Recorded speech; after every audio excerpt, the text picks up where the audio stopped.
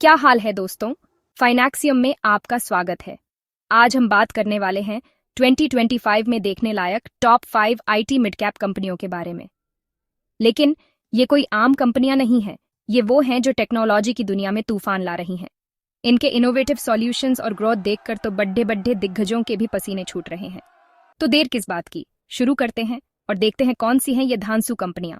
Welcome to our channel. Today we're diving into the top 5 IT mid-cap companies in India that you should keep an eye on in 2025.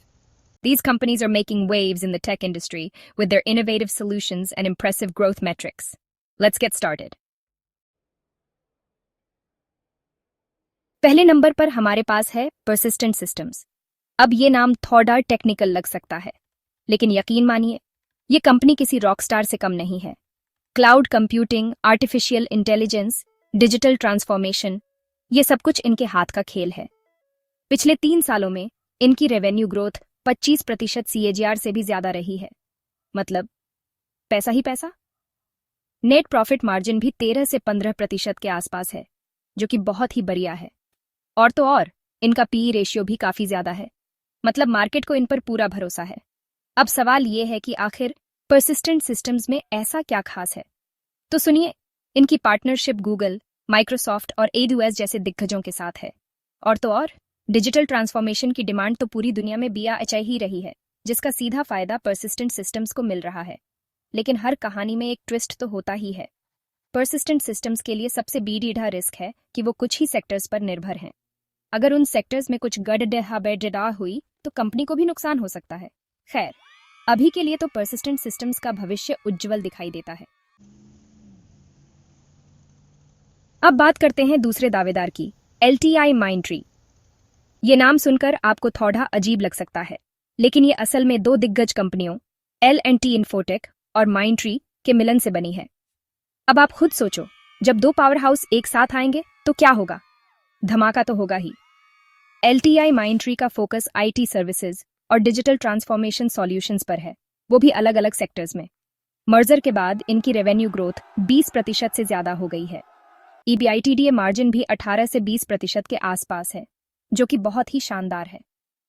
LTIMindtree की खासियत ये है कि वो BFSI, retail और manufacturing जैसे BDD sectors में अपनी धाक जमा चुके हैं।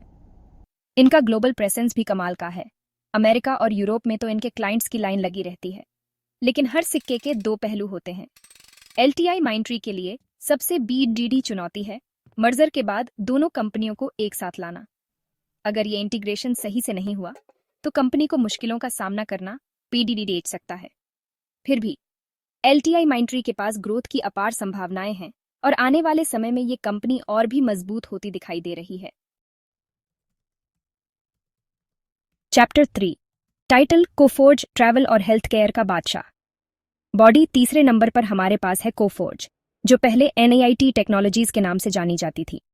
अब ये नाम थोड़ा कॉमन लग सकता है, लेकिन यकीन मानिए, ये कंपनी कुछ काम बहुत ही खास करती है। कोफोर्ज का फोकस ट्रैवल, BFSI और हेल्थ केयर जैसे सेक्टर्स पर है। और तो और डिजिटल सर्विसेज के मामले में तो ये कंपनी किसी से पीछे नहीं है। पिछले 3 सालों में इनकी रेवेन्यू ग्रोथ डबल डिजिट में रही है, जो कि बहुत ही शानदार है। नेट प्रॉफिट मार्जिन भी 12 से 14% के आसपास है, जो कि काफी स्टेबल है। कोफोर्ज की खासियत ये है कि वो ट्रैवल और हेल्थ केयर जैसे सेक्टर्स में डिजिटल प्लेटफॉर्म्स को बढ़ावा दे रही है।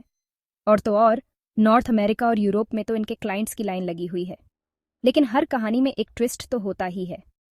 कोफोर्ज के लिए सबसे बीड़ा रिस्क है कि वो कुछ ही सेक्टर्स पर निर्भर हैं, खासकर ट्रैवल पर। अगर ट्रैवल इंडस्ट्री में कुछ गड़बड़ हुई तो कंपनी को भी नुकसान हो सकता है। फिर भी कोफोर्ज के पास ग्रोथ की अपार संभावनाएं हैं और आने वाले समय में ये कंपनी और भी मजबूत होती दिखाई दे रही है। चैप्टर 4, टाइटल एम्फेसिस, क्लाइंट्स के दिलों का राजा।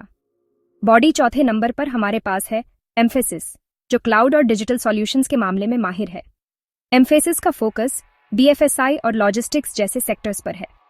और तो और इनकी क्लाइंट रिटेंशन रेट बहुत ही ज्यादा है, मतलब एक बार जो इनके साथ जुड़ गया वो इनका दीवाना हो गया। इनकी रेवेन्यू ग्रोथ भले ही 15 से 20% के आसपास हो, लेकिन वो काफी स्टेबल है। EBITDA मार्जिन भी 17 से 19% के बीच है, जो कि बहुत ही बढ़िया है। एम्फेसिस की खासियत ये है कि वो BFSI सेक्टर में BDD बड़े डील्स हासिल कर रही है, और तो और फॉर्च्यून 500 कंपनियों के साथ तो इनकी सालों पुरानी पार्टनरशिप है। लेकिन हर कहानी में एक ट्विस्ट तो होता ही है। एम्फेसिस के लिए सबसे बीडीडेढ़ा रिस्क है कि वो बीएफएसआई सेक्टर पर ज्यादा निर्भर हैं। अगर बीएफएसआई सेक्टर में कुछ गड़ीड़ा बडेडेच हुई तो कंपनी को भी नुकसान हो सकता है।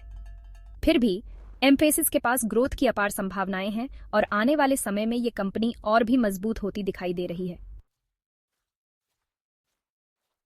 Chapter 5 title Tata Elxsi technology का शेयर। बॉडी 5वें और आखिरी नंबर पर हमारे पास है टाटा एल्क्सी, जो डिजाइन लेड इंजीनियरिंग सर्विसेज के मामले में माहिर है। टाटा एल्क्सी का फोकस मीडिया, हेल्थ केयर और ऑटोमोटिव जैसे सेक्टर्स पर है।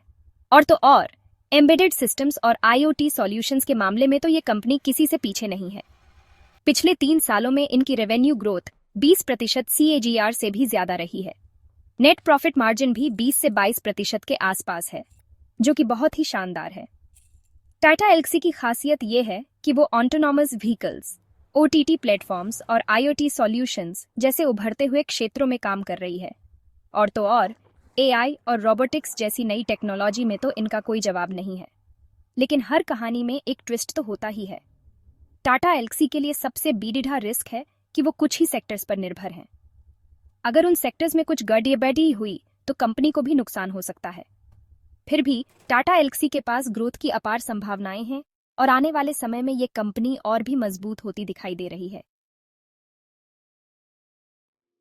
आउटरो टाइटल तो ये थी वो 5 कंपनियां।